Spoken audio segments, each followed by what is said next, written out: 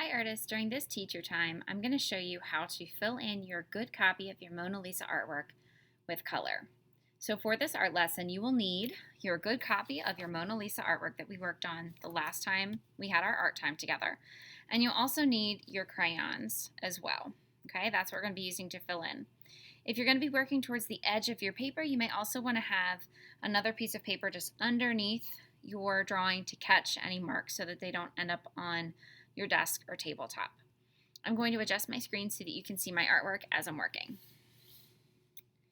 Okay, so on my desk I have my good copy of my Mona Lisa artwork. Again, I'm going to be using crayons to fill in my good copy of the artwork. Okay, and I'm going to put just this little piece of paper here to catch any markings as I'm working around the edge. First thing I'm going to do is maybe find a color that's going to work for my skin tone. So that would be any part of my skin that's showing in the picture: hands, neck, face, just to fill that in. Okay. Remember that when you're filling in your space with your crayon, you want to practice having your crayon going the same direction and filling in the space the whole way so you don't have any white spots all over the place. Okay. So first step would probably be filling in yourself, trying to find colors that either you probably won't find something that matches perfectly, but find something that works or that you think will work for you as far as your hair color and your skin tone. Okay. As far as your clothing, you can decide how you want to design that. It could be an outfit that you already own, or something that you think would be cool to kind of design your own, or an outfit that you'd love to have.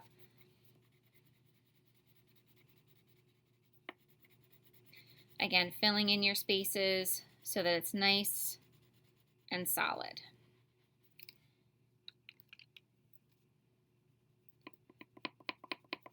And like I said, having that paper there to just kind of catch any lines that are down near the bottom here. Okay, so I have my space filled in. I may also want to add color to the Mona Lisa easel that I sketched before, just to kind of fill that in. I'm actually going to cover her up a little bit so I don't cover on top of the picture, and just kind of get as close as possible. Now, with your space, you do have a lot of space. So you've got to think kind of wisely about how you want to fill in with your color. It does not have to be filled in solid like I've done so far with my other shapes.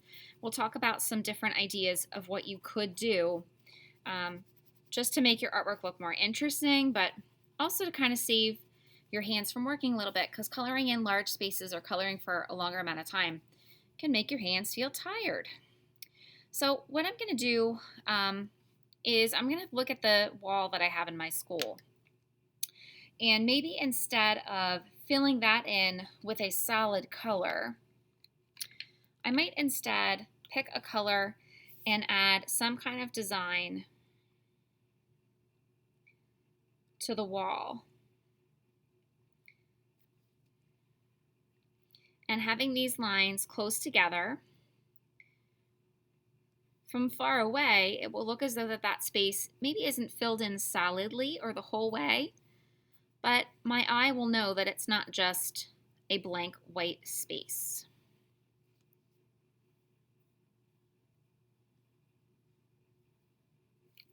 Okay, so I have that for my wall.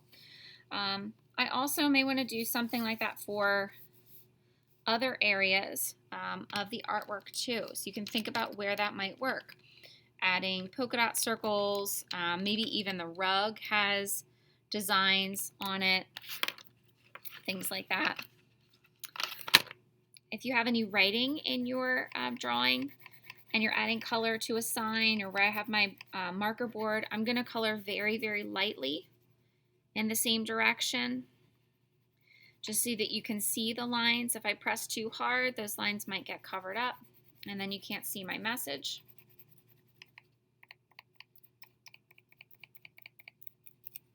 Okay. I'll also add, we'll talk about the carpet too. So I'm going to use kind of a blue.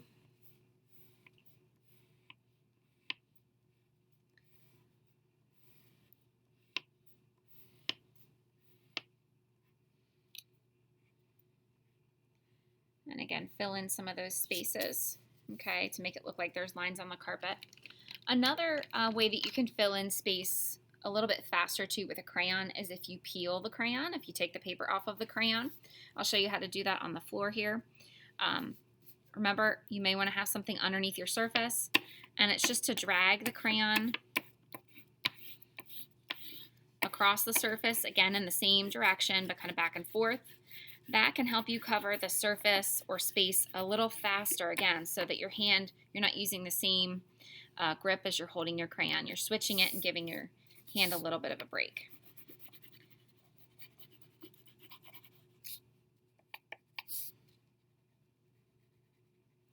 Okay, so that's what I have so far. I'm not going to have you watch me do every single detail because I'm sure that you understand what to do by now. What I will do though is when my drawing is complete, I will post a picture of it so that you can see what the finished outcome looks like. I still have some work to do, but again, you want to think about what the person is going to look like what the person's going to see when they look at your artwork. You want to make sure that you don't have any spaces that are big and white and that aren't filled in with something.